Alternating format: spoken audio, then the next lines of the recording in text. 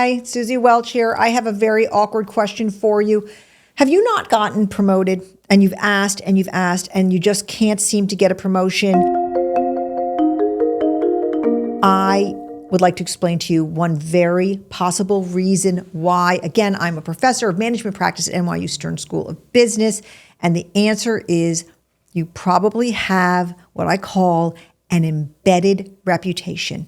Okay? This is that your organization sees you as someone that you're not anymore or that you don't think you are, and you can't get that stank off of you. Okay? So a lot of times this happens when you've started off, I'm sorry to say this, in an administrative role. Okay? You started off as an assistant or an intern, and then you feel like you've learned a lot and you're ready to move into a leadership role or a management role, and people are like, wasn't she a secretary or wasn't that person an intern? And they can't get past the fact that you've grown. They can't see it in you. And maybe you're an introvert or you're not a self-promoter and they can't see the stuff that you've done, and you're not able to get rid of this embedded reputation of where you started. Another reason for embedded reputation is that somewhere along the way you made a big wonkin' mistake and you haven't been able to get clean from it. It happens. We all make mistakes, but if you've made one and then you haven't successfully rebranded yourself with a big wonking success, it will just follow you. Okay? With both of these causes of an embedded reputation, I've seen it a million times happen to really good people.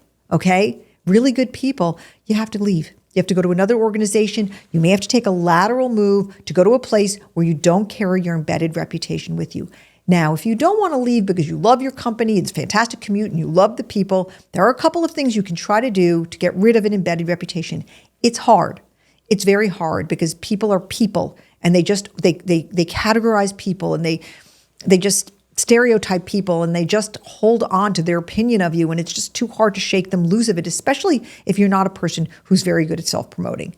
And so one way is that you can raise your hand for a very hard assignment, a client nobody wants, a job nobody wants to do, a piece of travel nobody wants, and you can actually change your reputation by taking on a hard assignment that nobody wants. That's so disruptive.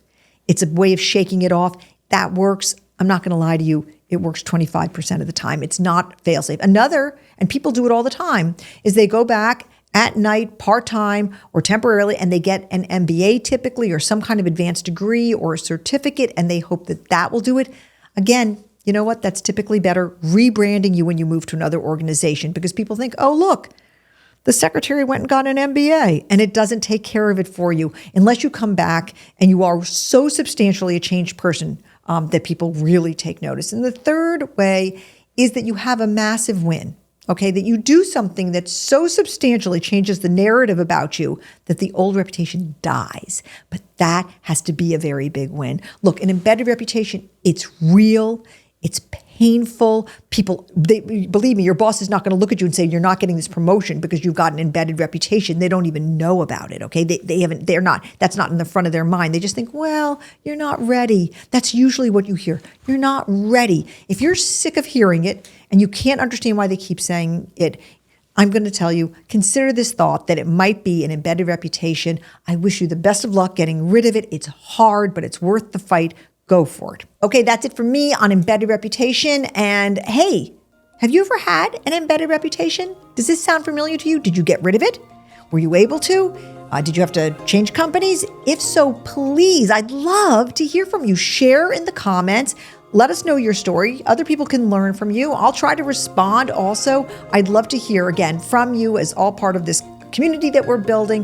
Hit that like button, subscribe to this YouTube channel, go to my website. You can even come to New York and walk my dogs if you'd like. Anyway, Suzy Welch here, and I hope to see you again soon.